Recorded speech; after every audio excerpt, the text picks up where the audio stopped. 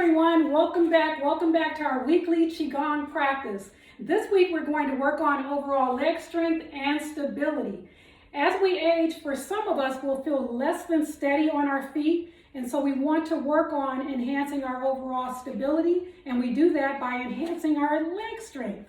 What I'm going to share with you this week are 3 practices that I learned on my travels to Costa Rica during 2024 and 2025 when I attended a Qigong and Tai Chi retreat. And so what I learned during those retreat experiences, I'm going to share with you today.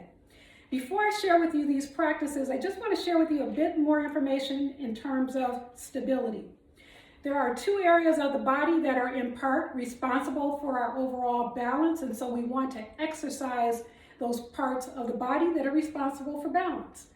One of those areas responsible for balance is actually found on the inside of the ear.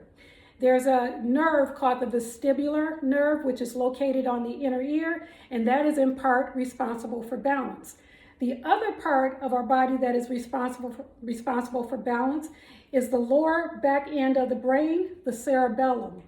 The cerebellum is the other part of the body or the brain that is responsible for balance.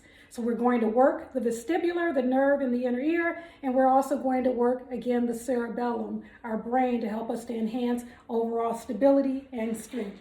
So thanks again for joining me. And we begin this practice with a practice called heel-toe taps.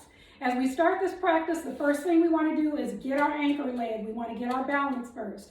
So with our left leg, we want to slightly bend the leg and then extend the right leg out at the heel, where the heel touches the floor, and then we raise the leg with the toe touching the floor.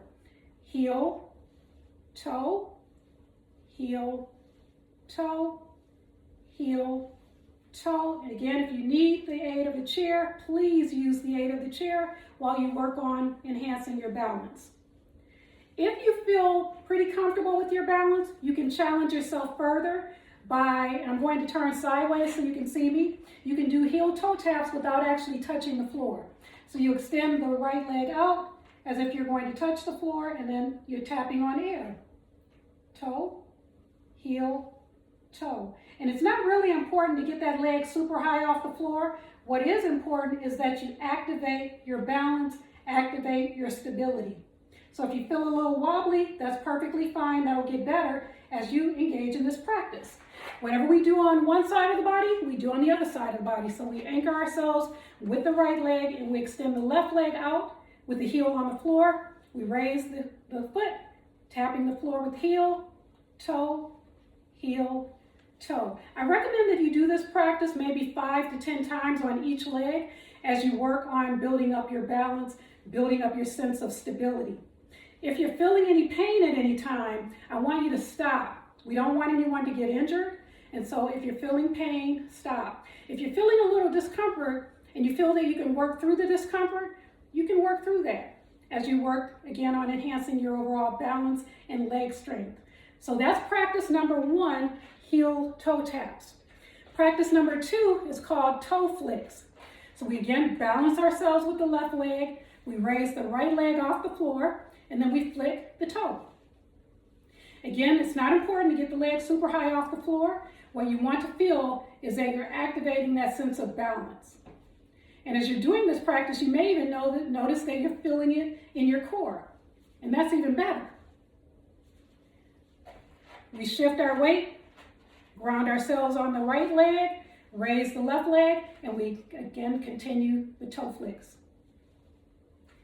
Anywhere from 5 to 10 times is perfectly fine. And this is really a daily practice. Fantastic, you did great. So we've had 2 exercises so far. We've had heel-toe taps and we've had toe flicks. Our final practice is going to involve your feet. As we age, some of us will develop a condition called sensory motor amnesia. Sensory motor amnesia happens when the brain sends a signal to the feet and somehow that signal gets interrupted and the feet don't get the signal. Some of us know people who have, while walking, older individuals, while walking, they just simply, their feet gave way underneath them, or maybe they were in the shower and suddenly they lost their balance. We want to eliminate or reduce the potential for sensory motor amnesia but that means we have to do the work. And engaging our feet on a daily basis is in part doing the work. So now we're going to do a practice that activates your feet.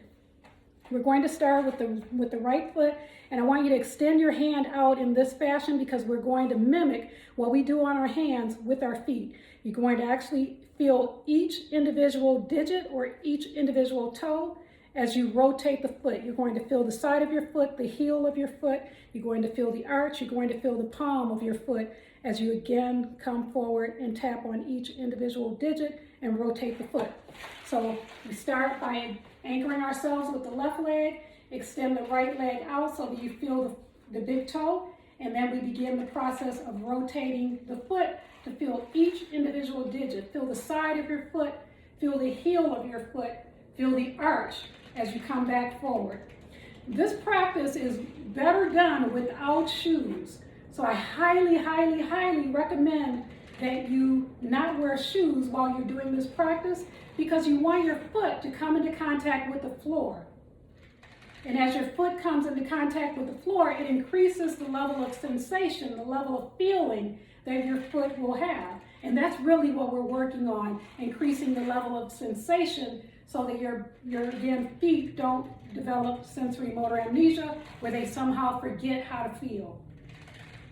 And this is a practice that you can do anywhere from 5 to 10 times. I tend to do it 10 times on each side, and then we switch, alternate with the now left leg, and we start with the big toe, feeling the big toe as we rotate the foot out, the left foot to the left, and we feel each part of the foot, feel the heel, feel the arch on the side of the foot as you come in contact with the big toe again, and the side of the foot. And you want to do this 5 to 10 times each day. So this is our practice, our Qigong practice this week, focusing on balance and strengthening the legs.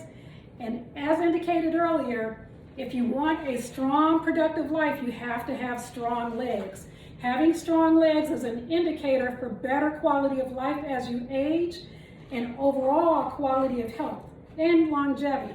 So thank you again for joining me this week. And if you benefited from this week's program, feel free to share with me in the chat, and feel free to share the video. So take good care, and I'll see you again next week.